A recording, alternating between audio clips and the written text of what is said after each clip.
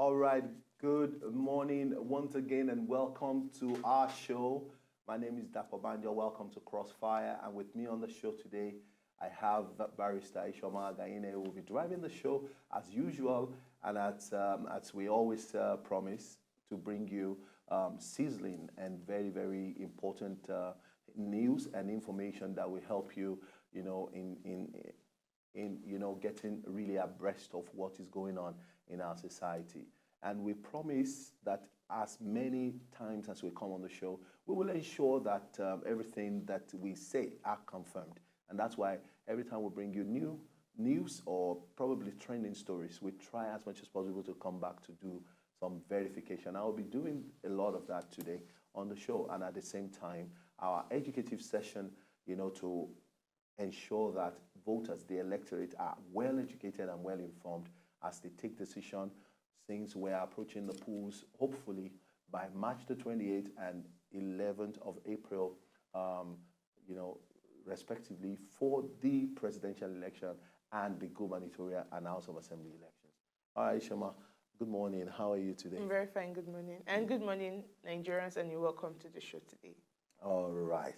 I mean, it was a very short night for me as we had an assignment to do, and, it was quite very interesting.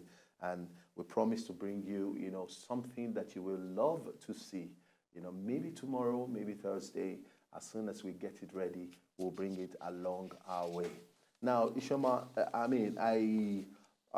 I don't seem really to be very happy, as it were.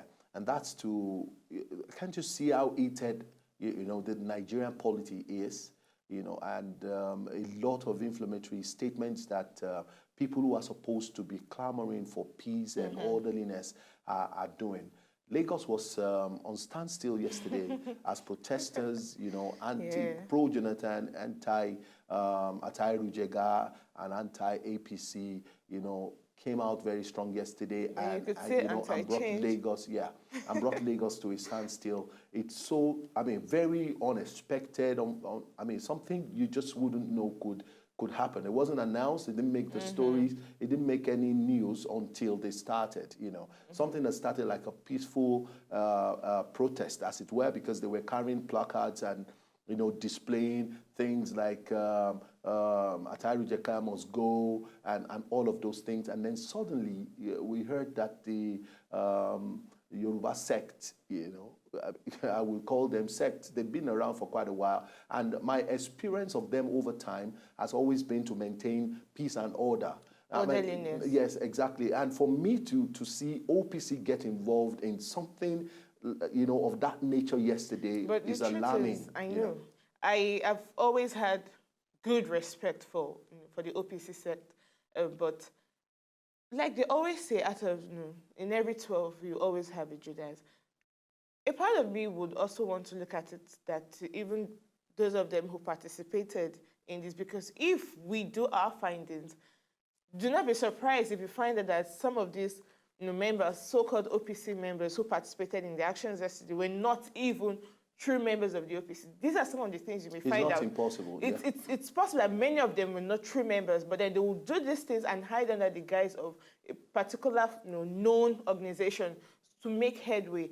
I don't have issues with any group of persons or individuals coming out to have peaceful protests. You know why you're coming out to protest. It's good. The law does not even, vitiate your rights to peaceful protest. But not when you begin to destroy properties that do not even belong to you. Now you're destroying, the placards and the billboards, which, belonging to another political party. Isn't that one of the things we'll be, clamoring against? Actions, utterances that will instigate violence. It's sad. But do we need this? Now, and the truth is, like we're saying backstage, that in as much as they came out to do this, but these are some of the things that can even make the people of Lagos could look at it and say, why would I want to vote a political party that will resort to violence, that will resort to destruction of properties, putting people's life in jeopardy? And the people of Lagos can say, exactly, right-thinking Nigerians will say, this is not how politics should be played. I would not vote for this political party because of what they did yesterday. It's enough. I wish, the aspirant, Mr. Jimmy Agbaje, can sit his members down and educate them that, look, we should project ourselves right as a peaceful party, not as a thug-reading political party that will go about destroying properties. It doesn't speak well of the aspirant and then, the party. So, I mean, as a matter of fact, sad. Since yesterday, we've been trying to get across to Chief Gani Adams to come on our show and just throw more light on what happened in Lagos yesterday. And we're hoping that we will reach out to him as soon as possible and bring him on the show, just to come and tell us if the rally was actually hijacked by some set of miscreants that they were not expecting. Because I know Chief Gani Adams to actually be a peaceful person. I mean, I have a lot of OPC guys guiding my area, and I have a good relationship with them. They you will find out that any time they strike, they're striking for a reason. Maybe they saw some guys who particularly are not exactly who are disturbing the environment, and they deal with them. To enforce peace. Exactly, and they deal with them. Lagosians appreciate them, but not coming out to, it's not a good one. Anyway, I mean, on the show, we still continue to maintain our balance, to ensure that our comments are not, particularly tending towards supporting any political party. But everything and anything that we see, we make our objective comments just to make Nigerians really informed. And we know definitely that this show is not our show, it's your show. And some people are watching, and as many of us who are watching and you have a different side to the story, you can just call us and let us know your thoughts. But, I mean, as a matter of fact, I mean, like I said, we'll be able to talk more on that story when we bring, Chief Gani Adams, to table. And I'm very sure he will oblige our invitation and come around to just clear the air on some certain things that, that happened yesterday. But interestingly, for the very first time, I'm seeing, Professor Atari Jakar, the chairman of INEC, coming out strong, after yesterday's protest in Lagos, that, see, I am not quitting. I am not going to go on any form of terminal, leave before the 2015 elections. I am going to stay and conduct these elections. I've invested in it, my time, my energy, my life, and nothing is going to stop me, stop Nigerians, the way he puts it, from having a credible, a free and fair and a very transparent election, come March the 28th and April the 11th. And for me, I think that is a plus. It is becoming so very clear. The set of people who actually want, Prof out of office, for the elections. And this seems to be giving the opposition party, to the ruling party, it seems to be giving them a upper hand. Because if all of these things are happening, and particularly if you claim that you don't have a hand in many of these things that are happening, then you should put machineries in place to ensure that it is not done on behalf of your party. True. Because it's sending wrong information to the polity. I mean, even particularly to the international community. I mean, that is what some of these political parties, they've really not sat down to analyze. Now, when the whole postponement for the elections came, the whole world were like, there's something fishy ongoing. Even though now we have been able to see and we've been able to appreciate INEC, that they were able to take, make good use of the whole postponement, to working in favor of Nigerians. But then the international world, they're looking at it and they understand that the postponement was majorly for some selfish reasons. Now imagine when you now remove Professor Tahiru Jega and when you now stop the use of the card readers. The truth is, International Court of Justice and the ICC, they're not far. And that's when you know that just right at the backyard. Because these are some of the issues that at the end of the day will come to full play, and then the international community will now enforce serious international sanctions on Nigeria. And probably some individuals who backed some of these illegitimate activities. So I believe, or I expect that the PDP should have been able to get grip of the fact that card readers have come to stay, and Professor Jega will conduct the elections as the INEC chairman. So I was only expecting that PDP right now, they would have been able to accept that fact and put aside all this plotting and issues against, clamoring for it. Yeah, they should accept that fact. Yeah, and stop hitting the politics. Exactly, yeah, exactly. And for me, peace. Shoma, Simple. I want to believe it's becoming a coincidence too many. I mean, over the weekend, we had, fire, at Exactly, INEC's that office in gutted, Abuja. the INEC And office. I'm very sure Prof is just trying to get, come around and get over that to ensuring that, to ensuring that Nigerians' mind are at rest, that the elections are not going to be affected by the fire that got their office. Yeah. And then yesterday, just for us to have the protest in Lagos. But for me, I think we should talk more about this when we have Chief Gani Adams. I mean, we probably should even reach out for Mr. Frederick, Fascio. I know that he's involved with the OPC too, but we'll try and reach out to them and let them come and clear the air, on some of the things, we heard from OPC yesterday, or we saw from OPC yesterday. So we'll be able to, to ascertain what exactly happened. We'll go on a short break now, and then when we come back, we'll take this conversation to the next level. We'll be right back.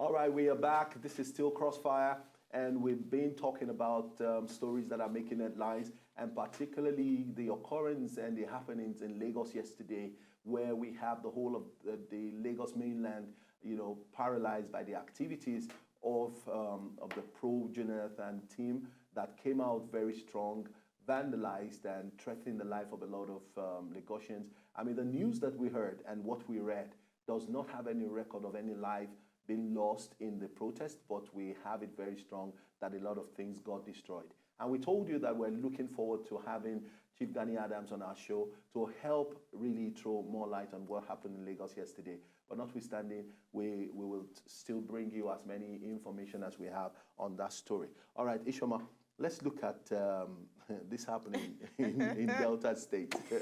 Okay, so Delta APC have alleged a plot to recruit fake INEC staffs. Now, although they didn't mention any political party being responsible for that, but then they alleged that there was a plot by one of the political parties in the state to recruit fake, INEC staffs, apparently against the forthcoming elections. I mean, now, my issue is that how do we really know who is an INEC staff? That's another thing. How can I know who? I understand. I mean, going by an ID card may not particularly speak so much of who. Anybody can present an ID card. Exactly. So how do we really know? We need Professor Tahiru Jega to throw more light on that. Because if some political parties have seen that, it will be so difficult for them to manipulate the elections with the use of the card reader as verification. What if they try to beat it by getting or compromising any INEC registered staff, official staff, or they recruit their own staff? You know what, the information here is that they are not even, recruiting or trying to recruit some ad hoc, staff that can do some other things. They want to recruit presiding officers. Yes. But what if those presiding officers are compromised? Money changes hands. Obviously, for them to be doing this, are they doing this on behalf of INEC? Or, I mean, I really don't understand. Is this being done on behalf of INEC? Fake INEC staffs. Obviously, they're not. It's not.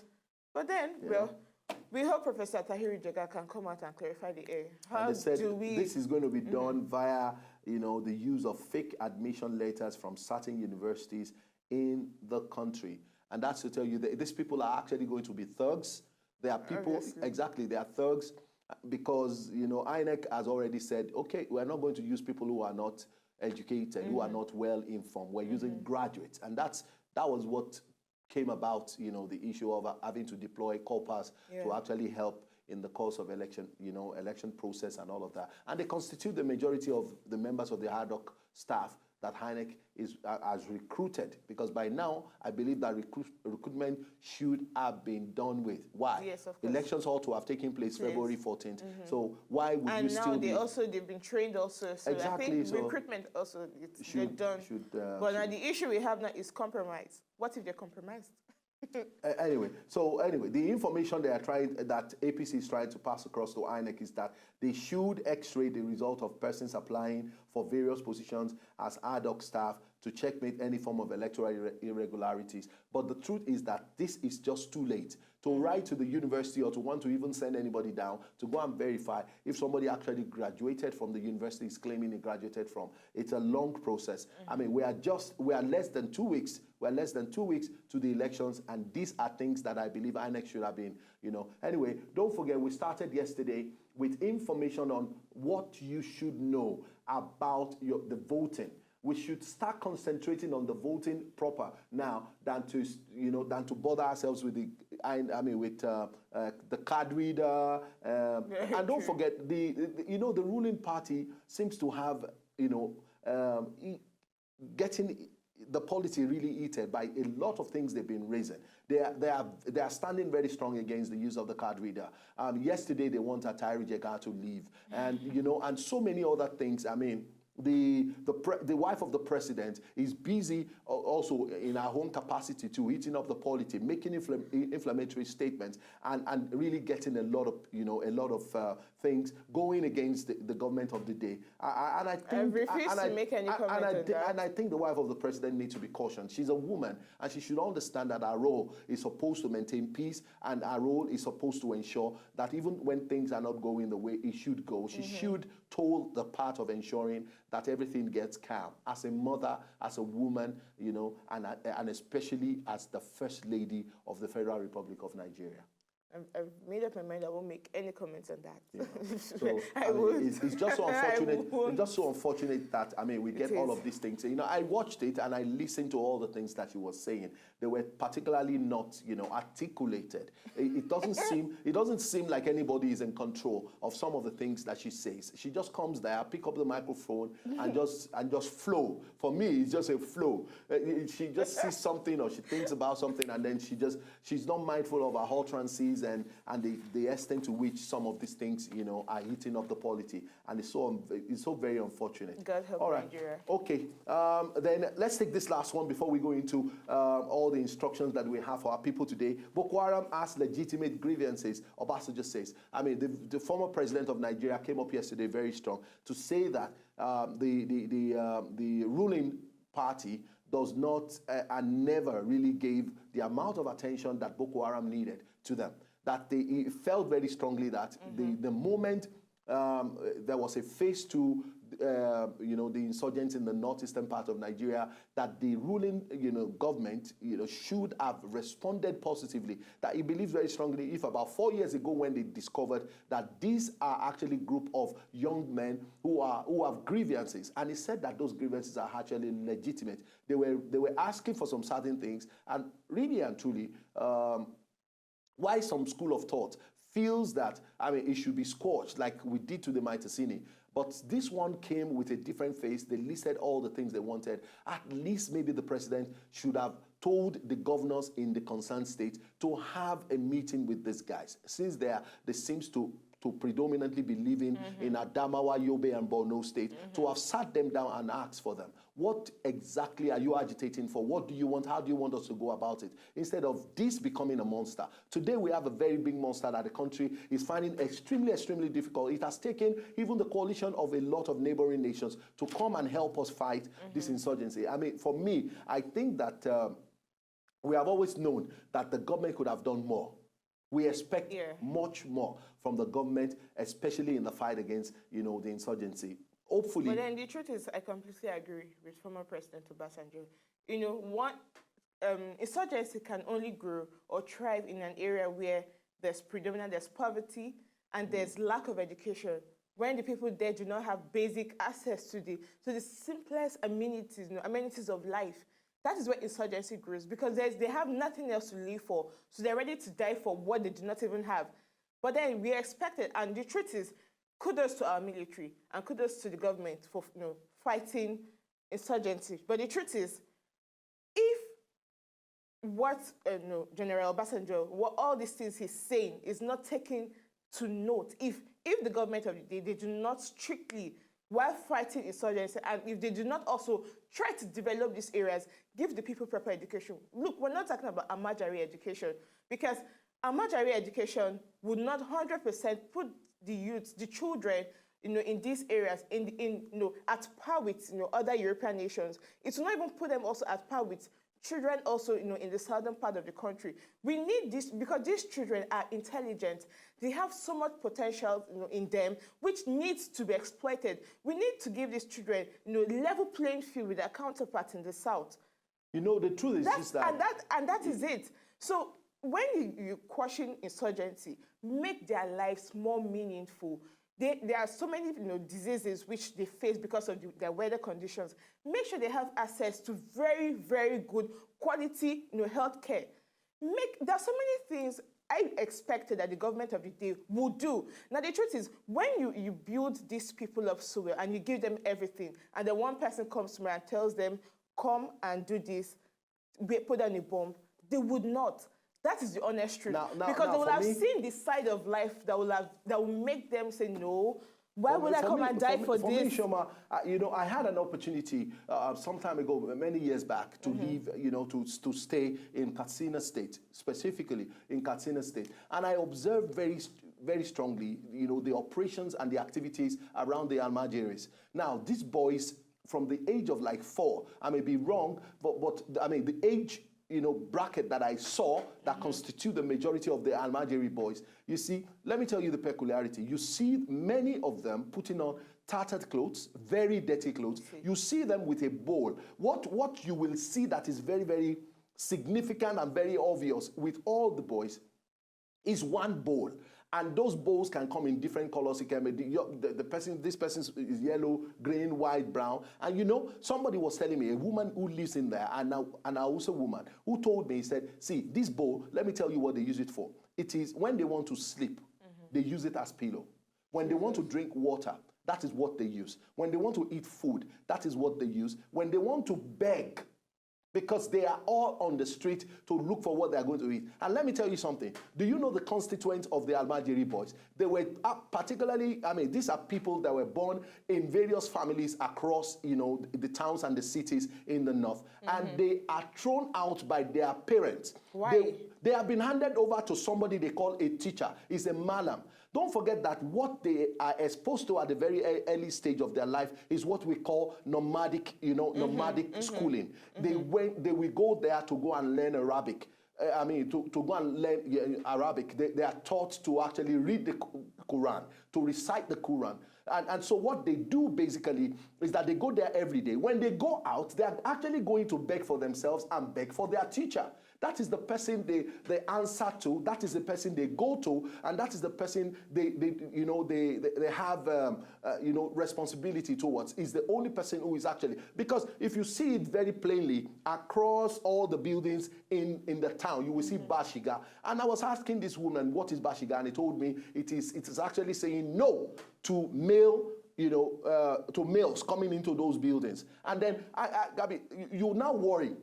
If you say Bashiga to someone who was born in that house and is a boy who has been handed over to his teacher to be taught, Arabic, and then you are saying to that child, don't come into this house any longer. So this boy has grown up to actually lose every sense of responsibility. He has not been taken care of. He has not been schooled. He has not been exposed. Nothing. Nobody cares for these people. He's only their teacher. And they call the teacher, I think that is the mala. I've forgotten. It's many years back. It's over a decade. I can't remember very well. But as we were talking now, it just came to my mind that somebody actually was giving me information about this boy. It's a very, very terrible thing. And I believe that the state government, including the federal government, should have come out, a long time ago with policies and, to really really address some of these things and say these boys are entitled to quality education, Yes. just like the Southerner, the Westerner, and all of that. But we don't have that. The European counterparts also. But that's not what we have today. Anyway, we believe very strongly that as we move forward in the nation, some of these issues will eventually be addressed. I heard really that the current, that the government today has done a lot of investment when it comes to building of schools, employment building of teachers. of structures. Yes, they call it schools. Not improving the quality of education. They call it schools. I heard that they employed graduates to be teachers in those schools and all of that. But we don't seem to be seeing so much coming out of it. All right, that will end, our trending stories today. It's just that, we get so emotional about some certain things as, that forms the goings on in our immediate society. And it bothers as many people who are informed to start thinking when and how did we get to to where we are today? And how can we redeem the nation? Exactly. Okay. I really don't know the change that we're looking for, but I actually trust in a positive change, and all of that. And that's why I try to avoid, because the moment you sound change, like I said yesterday, you're sounding like an APC person. Okay, so and then you we say need redemption. Power should, we should give power to the people, and then you begin to sound like a PDP person. Okay, so all right, Ishoma, let's quickly go ahead. We started yesterday to address the things that you should note about voting, the things that you should note about voting. And we addressed a lot yesterday, and then we'll continue from where we stopped, So commencement of voting. You were about taking that yesterday when we stopped. Okay, so let's quickly take that. On commencement of voting, at the commencement of the voting, the presiding officer shall, 1, invite the voters on a queue to approach the poll clerk in an orderly manner. That is, you're all supposed to be on a queue. File. Nobody, me, no fighting, no clustering around the poll clerk. And on presentation, you present your what? Your voter's card. And then the poll clerk shall check the appropriate cuticle, or that is your thumb, of the voter. And because one of the issues which we had during the mock test was people presenting dirty thumbs. Now the poll clerk will check people's thumbs to make sure it's clean, it's not dirty, and there are no forms of stain or whatever it is that will make them disaccredited. And when the poll clerk is satisfied that the person has been duly accredited, what they will take the voters, the voter's name on the register, and on the right-hand side of the voter's name, your name will be ticked, and then they will also indicate that he has voted, and after you voted, they will also apply the indelible ink on the cuticle, that is on your thumb, of the voter's appropriate thumbnail. Now the poll assistant shall apply the ink to the next finger of the respective hand. Now the voters who have no right or left hand, that any voter who does know their fingers are not complete, the PA shall apply the ink to the corresponding toe of the voter's right or left toe, or left foot. Then for voters who do not have fingers nor toes, well, the ink shall be applied on the corresponding toes of the person assisting them. Because we also understand that this individual should not, for any reasons, be disenfranchised. So if on the day of the election, any voter, after being accredited and checked, and the voter doesn't have fingers or hands, then the indelible ink will be applied on their toe. But if they do not have toes also, then it will be applied on the toe. Obviously, somebody helped this particular person to the polling unit, to the polling center, and so the person who probably is a younger person who does not want to vote, and even if it happens to be someone who is available for voting to, it just means that this person will have more stain on his finger than all the other person because of the assistance is given. All right, let's take this call from Wisdom. Good morning, Wisdom. All right, we lost that call. Okay, let me quickly take this. Issuance of ballot paper and voting. The issuance of the ballot paper and then the voting proper. The voter shall present himself to the polling official, and then the presiding officer shall stamp and sign the back of ballot paper. And this ballot paper will be folded vertically with the printed side inward. With the printed side inward. and then the issued, signed, and stamped ballot paper will be given to the voter. And then the voter moves to the voting, to the voting cortical, and then the mark, then the marked ballot paper in the space provided beside the party logo of the voter's choice. That means you have a list of all the people to be voted for. That's all the political parties and that of their, it's better that we clear it that you are not going to see the face of Jimmy Agbaje. No. You are not going to see the face of Ambode, for example, in Lagos. You are going to see their party. So it is essential that parties have done their voters' education process very well to say we are broom, we are umbrella, we are tiger, or we are whatever, with your party. Because yesterday I discovered that UPP's logo is actually a tiger. And, Mr. Okorie actually explained why they use the tiger, that the tiger protects, the curbs, that the tiger protects his territory. It does not allow enemies to come and touch, a place where he has called his domain and all of those things and stuff. Anyway, we all have our ideologies and what we believe in. All right, let's take this call. Adeset, good morning. Hello, good morning, sir. Hi, good morning. Good morning, ma. Good morning, good morning. Yeah, let me start by addressing the issue of APC spokesman. The issue he said about 3 days ago that another party wants to kill their own presidential candidate. I want to plead with I want to use this media to plead with all these people. All these are politicians. They should please, the utterances they are making our youth out there going crazy about what is meaningless. Okay, he said the PDP wants to kill their presidential candidate, which everyone knows that is not true. What if it's true? Just saying. You said? What if it's true? I mean, for someone of his reputation to come out to say that, there would have been some evidences which they know about. You're not supposed to, if you don't want to come and make a change, you're not supposed to come out and be saying something like this at this time. It's not supposed to be this time. And even what our First Lady said about anywhere they see the APC people, they should stone them. All these people they are not supposed to make all these utterances. They are saying all these things. And they are hiding in one place. They are standing at the back. There's a big security at the back of them.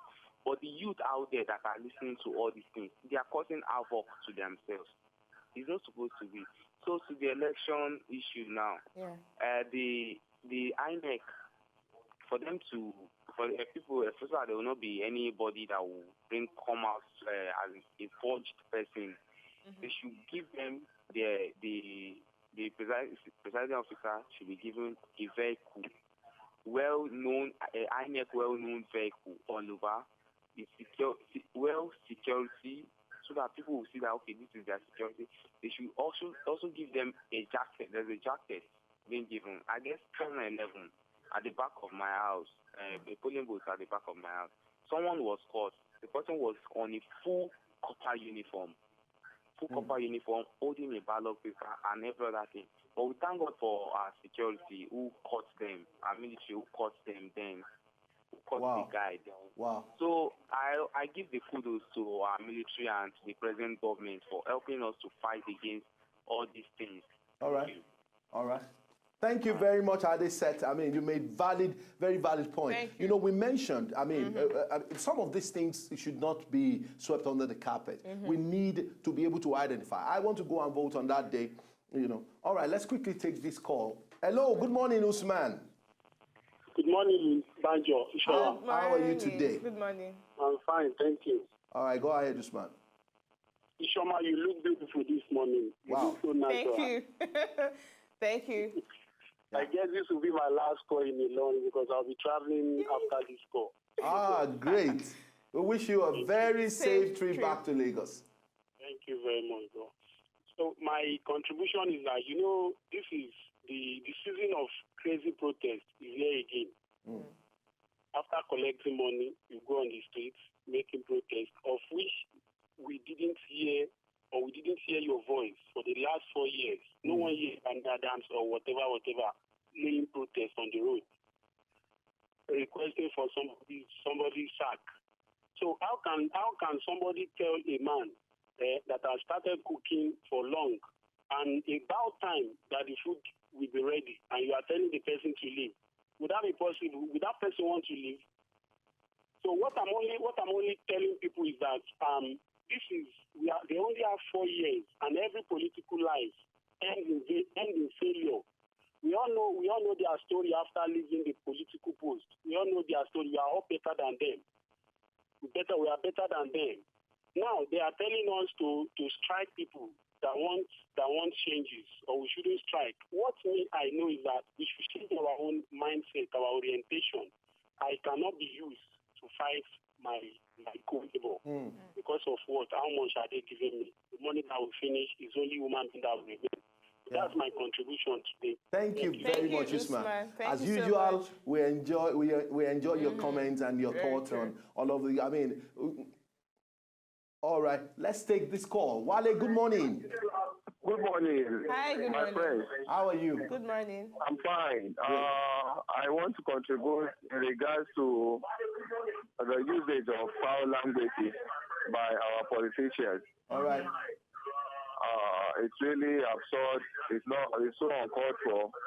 Wale, can you turn the volume of your TV down, please? All right. Especially our first lady, the usage of hard words. Okay. You know, it's really uncalled for. Peradventure, all the contestants' wives comes on air also to use foul languages. How would it look like? That's war in disguise. I think it's really, really uncalled for. It's out of place. And secondly, in regards to the Almajiri, you see, I think the permanent solution to this Almajiri thing is parents should take responsibility of their children. That's it. You see, when you give birth to children and the child himself feels he lacks parental care, it becomes violent. He starts thinking elsewhere.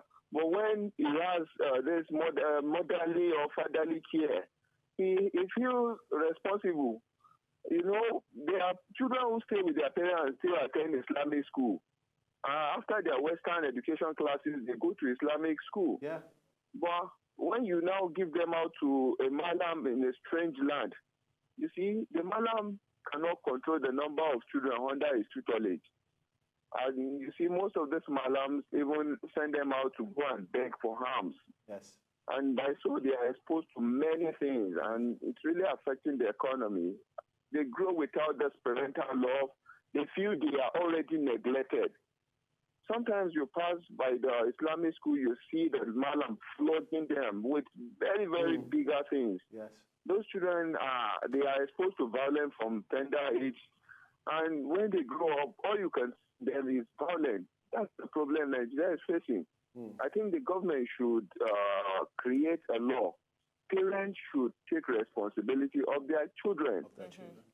If you don't give birth to more children, if you give birth to little, you can take care of them. That's how it is done in Western world, in European countries. I pray God will help Nigeria. Amen. Thank you so very much, Wale. Wale. Thank you so much. Thank you. And you know the interesting thing, in the US, for instance, you don't have a right to keep a child at home when that child is supposed to be in school. If they discover you've lost that child, Very true. government takes over from there. But the truth is, we have these laws in Nigeria. We do. But are they being enforced? But it's not done. It's not. You won't see it in the laws. south, in the east. You know, in the east, it's happening in a form of way. It happens in the east also, my friend. It does. You know? It happens everywhere, virtually the nooks and crannies of this country. We have laws that's supposed to protect these children, but are they being enforced? No. Now, the truth We is have that amazing this laws. is not good for a child who is born into this world and is entitled to so many things, and they are deprived without them even knowing what they are entitled to. We'll go on a short break now, and then we'll come back. We'll take you through the last round of the show. We'll be right back.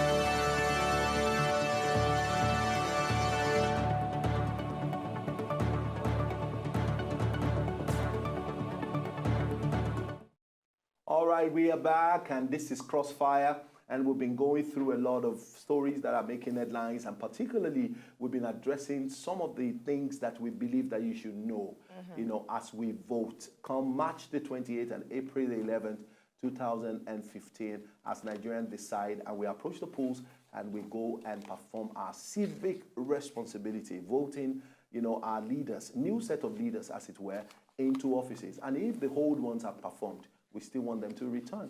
And now, as a matter of fact, I mean, we were talking about issuance of ballot paper and voting. And we said that, okay, after your marked ballot paper in the space provided beside the party logo of the voter's choice, and then fold the ballot paper, they will show you how to do it, and then deposit the marked ballot paper into the ballot box. Most of the times when you get to the polling station, they will show you an empty ballot box, so you have an idea of what it looks like. If you see any other bag in the polling unit, in the booth, that is different from what they showed you, please don't put your ballot paper there. Yeah.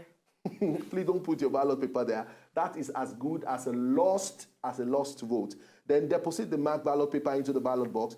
Marking of ballot paper by voter must be done in secret. We explain what an open secret policy of our, that we have adopted for voting is. It is open because you are out in public to do it. It is not done under any other form of platform. It is done in just a place that will be covered with maybe some kind of wood, or some woodwork, or some roofing sheets, or whatever you see in your own ward. I don't know what INEC is planning, to make available. And in some places, it could be INEC clothes tied, and then covered in a way. So whatever it is being adopted in your ward, just note it, as long as the presiding officer and all the ad hoc staff of INEC are present there and they are telling you that's exactly where you're going to do it. It is secret because nobody will tell you who to vote for. And no one else will see. And no one else will be there to tell you APC is in number 3 or PDP is in number 2. So go and get familiarized with